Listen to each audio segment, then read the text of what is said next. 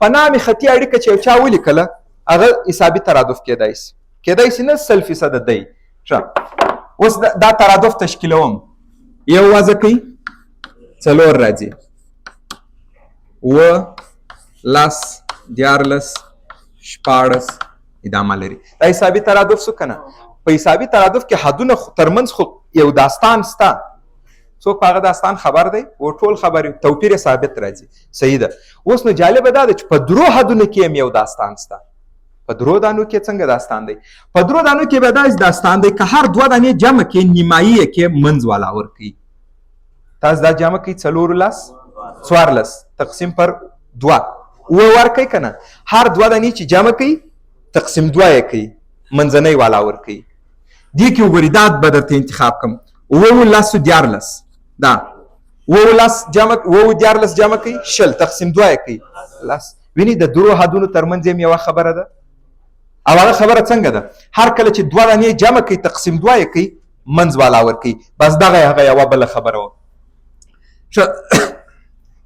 که زه اوس دا تاسو ته داسې نیولي کړم A1 A2 A3 اوس وایاست دغه خبره چې دلته مخکې ما درته تشریح کړه که کوم څوک نه وي پوه سوی یو دانه بل هم درته وایم.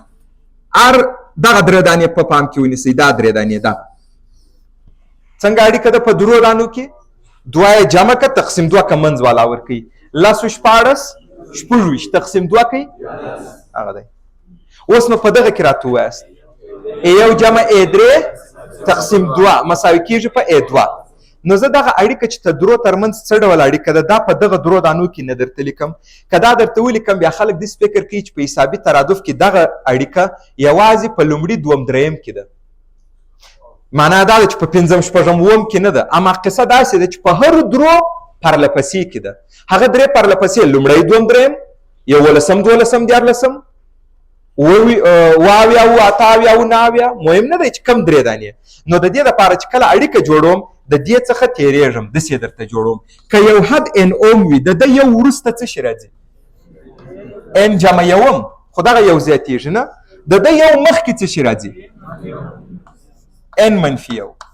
او اوس دغه 3 پرلپسې حدونه سوه که نه دا کم 3 دانې دي. دا موږ کیدای شي چې لومړی دوم دریم وي. دا کیدای شي چې دریم څلرم 5م وي. تاسو ان ته 10 قیمت ورکوئ 10. دا اتومات رالی 11م دا رالی 9م 10م 11م. اغیز دی که نه. نو د درو حدونو ترمنځ څه ډول کیسه ده؟ هر کله چې تاسو دغه 2 دانې جمع کوئ دی راواخئ جمع یې کوئ د دې سره پر 2 یې وویشي دا څه شي ورکوي منځ والا. دا اړیکه مو زده کړه. په هرو درو حدونو کې داسې یو خبره شته په حسابي ترادفونو کې. اوس نو دغه ته بیا ویل کېږي منځنی حد. د دې لفظ حتما ټولو ته آشنا سو او منطقي هم ښکاري. رښتیا هم په دا درو کې دغه یې چیرې واقع دی په منځ کې نو دی باید منځنی وي. او دوه مقدارونه چې تاسې جمع کوئ تقسیم 2 یې کوي هغه ته اوسط هم وایي. دې ته تاسې اوسط لفظ هم کارولی شئ مګر د اوسط پر ځای وسط ورته ووایاست. دا یوه خبره نه ده. دغه وسط مطلب یې څه دی؟ منځنی. وسط منځنی.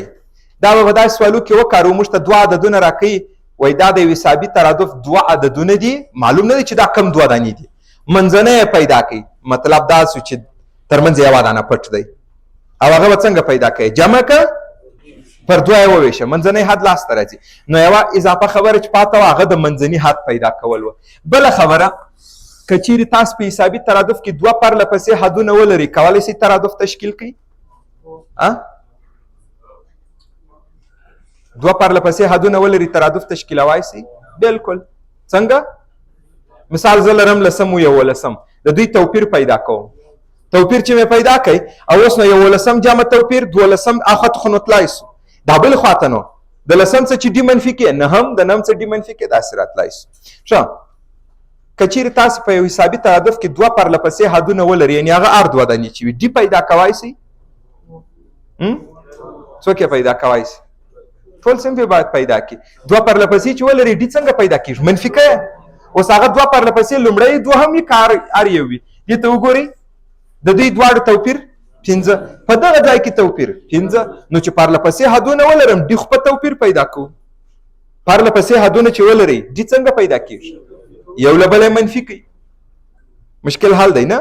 اما زما سوال اوس نو اصلي دا دی که موږ تاسو په یو حسابي ترادف کې دوه حده ولرو داسې چې هغه پرله پسې نه وي بیا ډي پیدا کوای سو په دا لوستل سوي مسایلو خو نه پیدا کېږي ځکه پرله پسې چې نه وي بیا نو نه پیدا کېږي.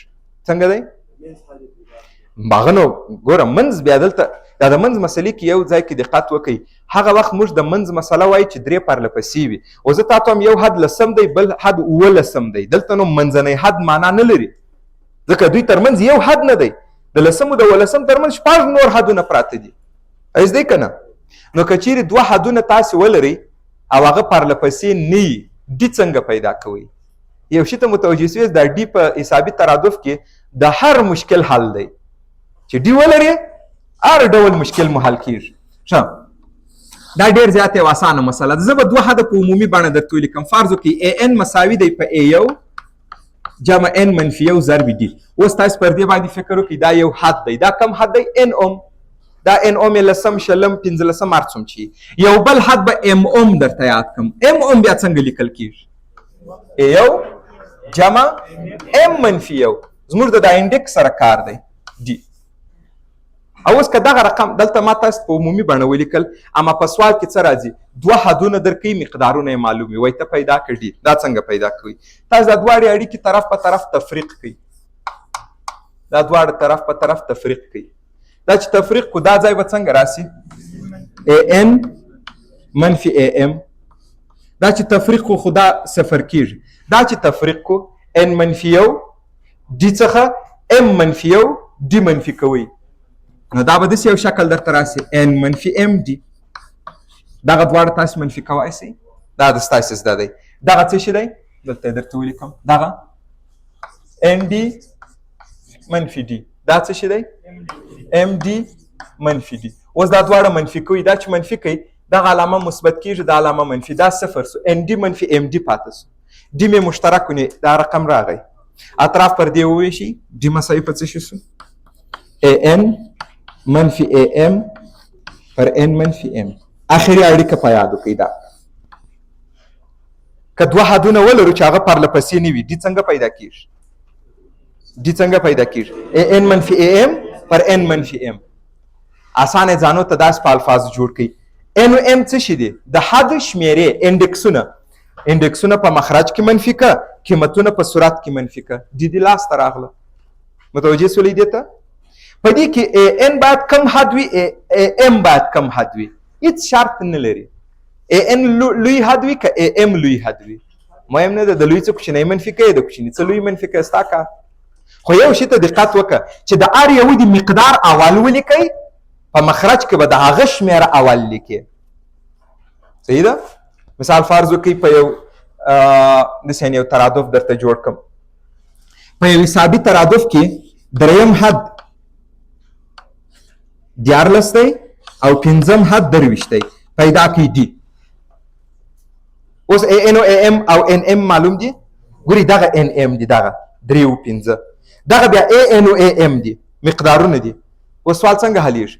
مقدارونه صورت کې منفي که شمیرې مخرج کې. دغه یو بس فورمول سو. اوس تاسو مقدارونه صورت کې منفي کوي. مثال زه لیکم 23 منفي 14. دا مې کولی سوی ولیکم 14 منفي 23. مشکل نه لري.